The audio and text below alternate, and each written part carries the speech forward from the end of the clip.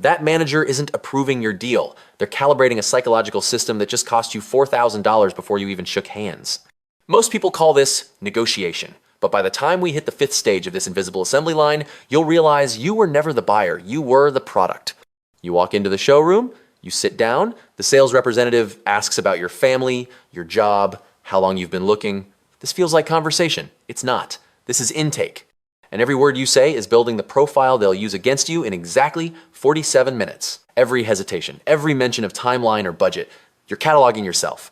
Before you arrived, your information was already in their system. If you filled out an online form, they know which vehicle you clicked on, how many times you visited.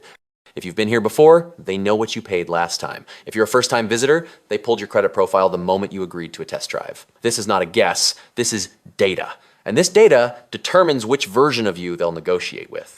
Pay attention now. The waiting period is not about getting approval. The waiting period is about watching you break down. You sit in that chair for 15 minutes, 20, 30.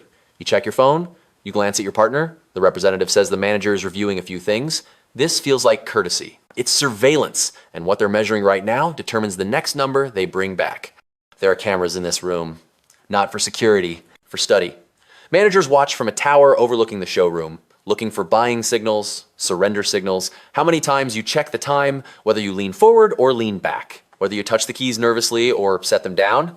Every movement is a variable, and that variable determines which deal they bring back.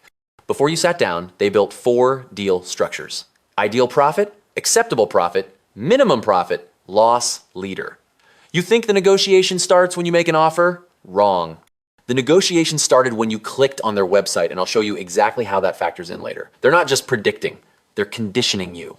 The longer you wait, the more your resistance drops. Your brain starts making deals with itself. You start thinking about the time you invested, the test drive you took. This matters more than it seems because this mental shift is exactly what they're engineering in stage 2. While you're sitting there, they're in the back room looking at a board. On that board is your name, the vehicle you want, the payment you mentioned, and a single number. That number is what they think you will pay. The person across from you was assigned for a reason. If you're young, they pair you with someone energetic. If you're older, someone experienced. This is casting. The waiting time is staggered. If they sense you're a grinder, they make you wait longer, 30 minutes, 45. If you're lay down, they bring the paperwork back fast. And if you bring someone with you, they're watching for tension. The moment they see disagreement, they adjust, and that adjustment is one of the body language signals I'll reveal in stage 4. Your first defense mechanism is simple. When you sit down, say this, exactly. I brought a book. Take your time. I cleared my entire day. And if they come back after 10 minutes, you know they were never talking to a manager. Now watch what happens when they finally return, because that folder they're carrying isn't what you think it is. That folder they carry back and forth, it's not your paperwork, it's a script, and you're reading from it without knowing the words. The 4-square worksheet, vehicle price in one corner, trade-in value in another, down payment in the third, monthly payment in the fourth. It looks like math. It's a theater, and this is where most people lose without ever knowing the fight started. The 4-square is not a tool for calculating your deal, it's a tool for confusing your deal. When you focus on one box, they move numbers in the others. You negotiate the vehicle price down by $2,000, they lower your trade-in by $1,500, net profit stays the same. The representative leaves with your offer, they return, they say the manager fought hard, they got the monthly payment down to $575, you wanted $500, this feels like progress. It's a misdirection, and here's where it gets dangerous. They stretched the loan term from 60 months to 84, they increased the interest rate by 1 point, they added a $1,200 reconditioning fee and a $700 doc fee. You're paying less per month, you're paying more in total by $6,000. You're not looking at total cost, you're looking at the box they want you to look at. Now observe this carefully, the double dip. They come back with good news on vehicle price, they lowered it by $1,800, but they lowered your trade-in by $2,000. You gained $1,800, you lost $2,000, but your brain processes the vehicle price first. The dopamine hits. This is sequenced. The order in which they reveal numbers is designed, and this connects directly to how they read your body language, which I'm about to show you. And if you're sitting there thinking, this didn't happen to me, ask yourself one question. Did you pay attention to every single box on that worksheet, or did you focus on the one number they kept bringing up? If you only remember talking about monthly payment, you just found out why. And if you push back, they have a secondary script. They stand up, they walk to the back, You sit there for another 10 minutes, your patience drains, they return, they say the manager is frustrated, but they have one more option. This option is always worse, but it's framed as a compromise. And because you've been sitting there for 45 minutes, you consider it. This is the biological threshold I mentioned, and we're approaching the moment where it becomes a weapon. Understand this completely. The manager is not frustrated. The manager is reading from the same script. That script has 5 or 6 walkbacks built into it. Each walkback extracts another $500 to $1,000. While you were waiting, they were analyzing your profile. If you have excellent credit, they bring a better deal faster.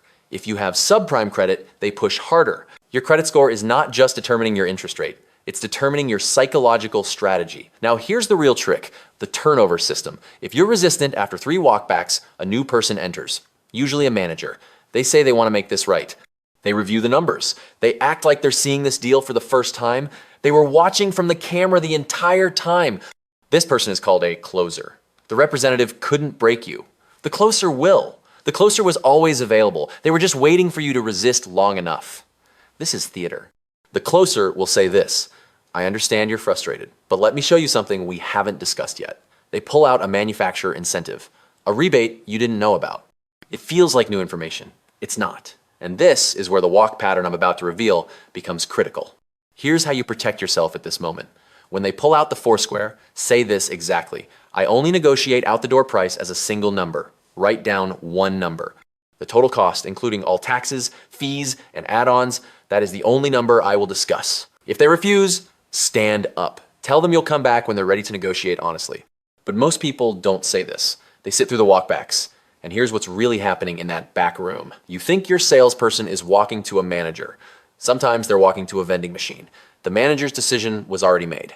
This is the part that will disturb you. The sales representative already has approval authority up to a certain profit level. If your deal falls within that threshold, they don't need to talk to anyone, but they walk to the back anyway, because the walk creates the illusion of effort. But in stores where the manager is real, what happens in that back room is not what you think. There's a room called the tower. This is the nerve center. Inside is a computer, a whiteboard or digital screen, and on that board is a grid. Every active customer is on that grid. Your name, the vehicle, the numbers you offered, and notes that have nothing to do with the car. These notes are not about the vehicle. They're about you. Grinder, laydown, credit score, time pressure, spouse tension. When the representative walks in, they're not asking for permission. They're asking for tactics. The manager looks at your profile, the current offer, the profit margin, and tells the representative what to do next. Lower the trade by 1,000, bump the payment by 25. Test their threshold. This isn't negotiation, this is calibration. And every walkback is feeding the system. I'll reveal at the end. The deal board shows more than your current offer. It shows your history. If you've been here before, they know what you paid last time, whether you bought extended warranties, and they use that data to predict your behavior. Every interaction builds a file. Here's what most people miss. The manager is not deciding if they can give you this deal. The manager is deciding how much more they can extract before you walk. When the representative returns and says, we're really close, that means you're at 85% to 90% of their maximum profit target. Another phrase, I really went to bat for you. Translation, I followed the script and you reacted exactly how we predicted. In some stores, the representative doesn't walk to the manager at all. They use hand signals. A thumbs up means ready to close. The manager watches from a window, they respond through a headset. Time equals conditioning, distance equals theater. Your counter move is direct. When they stand up to walk to the manager for the third time, say this, are you walking to your manager or to the break room? I can wait all day, but I will not wait for the theater. If you have authority to approve this deal, approve it now. If you don't, bring someone in who does. Once you call out the performance stops working. But what if you don't walk? Then they move to the next level. Because while you were watching their feet, they were watching something else entirely. They're not just listening to your words. They're reading your breathing, your posture, how many times you check your phone. The negotiation isn't verbal. The negotiation is biological. And this is where everything you did in the waiting room comes back. Eye contact. If you maintain strong eye contact, they know you're confident. They'll negotiate harder. If you avoid it, they'll apply pressure. Posture. If you lean back, they know you're resistant. If you lean forward, they know you're interested. They'll move faster. Phone checking. Every time you look at your phone, they count. 1 check means mildly distracted. 2 checks mean losing patience. 3 checks mean looking for an exit. They're also watching the person you brought. The representative looks for tension. The moment they see disagreement, they adjust. Tension is leverage, and this feeds directly into the final stage, the one where most people lose everything they fought for. Focus on this next part. The wait time is also a biological weapon. After 30 minutes, your blood sugar drops. After 60 minutes, your decision-making capacity declines. After 90 minutes, you just want the process to end. They know the average customer breaks at 90 minutes, so if you're a grinder, they stretch the process to 90 minutes or more. And if you bought a car in the last year, think about how long you were at that dealership. If it was more than 90 minutes, you didn't win the negotiation. You lost the endurance test, and they knew you would. Spouse separation. Some representatives deliberately separate couples. They offer one person coffee, they ask one person to stay with the vehicle, because separated couples cannot strategize. Everything you feel is visible, and everything visible is exploitable. There's a specific moment they wait for, the moment you touch the keys. If you're trading in a vehicle, they take your keys early. The real reason is psychological. Once your keys are in their possession, you feel stuck, so you stay. Your keys are hostage. And when they bring your keys back, they set them on the desk. If you pick them up immediately, they know you're ready to walk. If you leave them on the desk, they know you're still engaged. After you've negotiated for an hour, the representative will say one more thing. I just need to run this by my manager one more time. This is not about approval. This is a test. If you hesitate, they know the deal is not fully closed. If you nod, they know you're locked in. This is how they read you. This is how they break you. And this biological exhaustion is exactly what makes the finance office so devastating. Set your boundary clearly. When the process drags past 1 hour, say this. I notice we've been here for over an hour. Either we finalize this in the next 10 minutes at the number I gave you, or I'm leaving. And if they try to separate you from the person you brought, respond immediately. We make decisions together. If you need to speak with one of us, you speak with both of us. But most people don't leave. They sit through the wait, they surrender to the fatigue, and then they walk into the final room where the real profit is made. You fought for 2 hours. You won on price. And now you're about to lose it all in 8 minutes because they knew you would be too tired to fight twice. The sales representative shakes your hand. They walk you to the finance office. You sit down across from a new person. This person is calm, professional. They say they just need to finalize paperwork. You relax. You think you're done. You're not. This is where the assembly line completes its work. The finance office is where dealerships make more money than the vehicle sale itself. The average vehicle sale generates $1,200 to $2,000. The average finance office transaction generates $2,500 to $4,000.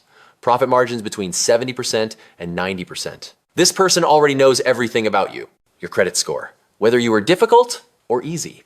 And they've already built a strategy. The finance manager is not selling you products. They're selling you a feeling, the feeling that you need protection. Grasp this concept fully.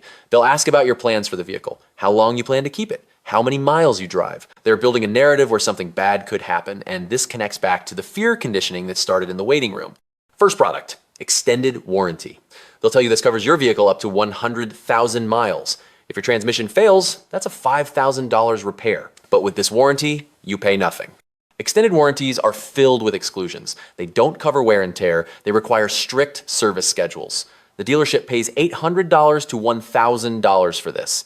They sell it to you for $3,000 to $4,000 in 300% to 400% markup. The likelihood you'll use it is less than 30%. Second product, gap insurance. This covers the difference between what you owe and what the car is worth if it gets totaled.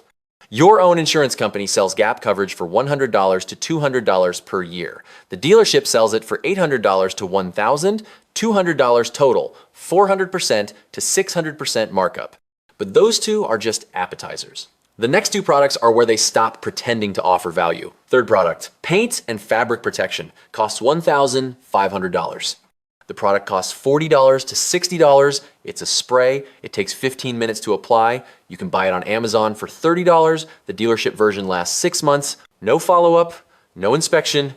You're paying $1,500 for $60.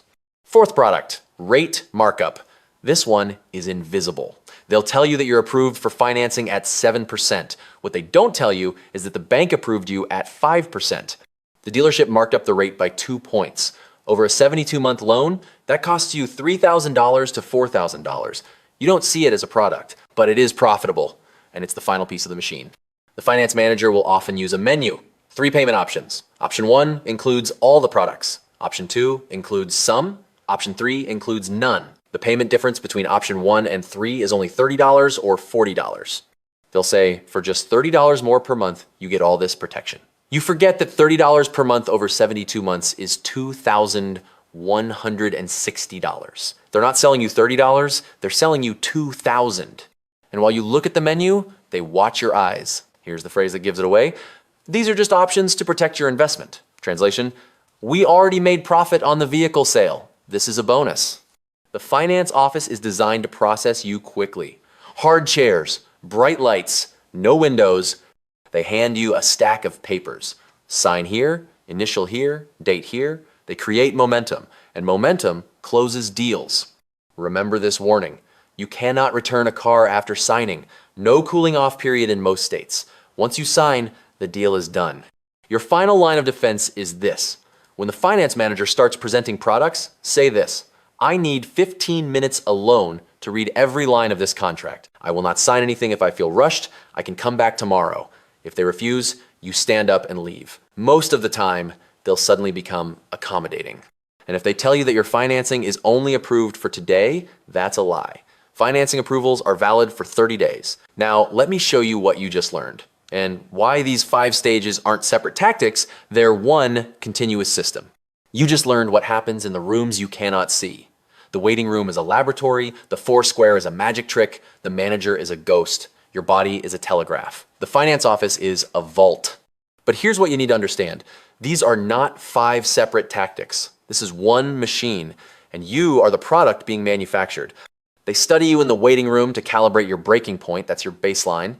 They use the 4 square to confuse you so you stop tracking total cost, that's disorientation. They fake the manager walks to make you think you're winning when you're losing, that's false progress. They read your body language to know exactly when to push and when to back off, that's real-time adjustment. And then they walk you into the finance office when you're too exhausted to read a contract, that's the harvest. Every stage feeds the next stage. The wait time determines your psychological threshold. That threshold determines how they manipulate the 4 square. The 4 square confusion determines how many walkbacks you'll tolerate. The walkbacks determine your exhaustion level, and your exhaustion level determines how much they extract in the finance office. This isn't negotiation. This is an assembly line. Stage 1 identifies the raw material. Stage 2 shapes it. Stage 3 tests it. Stage 4 refines it. Stage 5 packages it for maximum profit. And most people never realize they were on it. Most people who bought a car this month don't know this. They think they negotiated. They're wrong. They were processed. And they thank the dealership for doing it. But you know now. And knowledge is the only thing that stops this machine from working. Next time you walk into a dealership, you'll see it. The extended wait. The 4 square appears at exactly the right moment. The theatrical walks, body language surveillance, the exhausted shuffle into finance. And when you see it happening, you'll know. You're not negotiating, you're performing. And they wrote the script. So here's what I need you to do. If you know someone about to buy a car, send them this. Not as a favor to me, as a favor to them. Because the $4,000 they're about to lose is $4,000 they'll never get back. And you're the only person who can warn them before they walk into that showroom. If this saved you from losing $4,000, hit subscribe. I'm breaking down the pre-dealership traps next, the ones they set while you're still at home on their website. Share this with anyone shopping for a car. They'll thank you when they walk out with their money still in their pocket. And comment below, how long did your last dealership visit take? Because if it was over 90 minutes, you just found out why.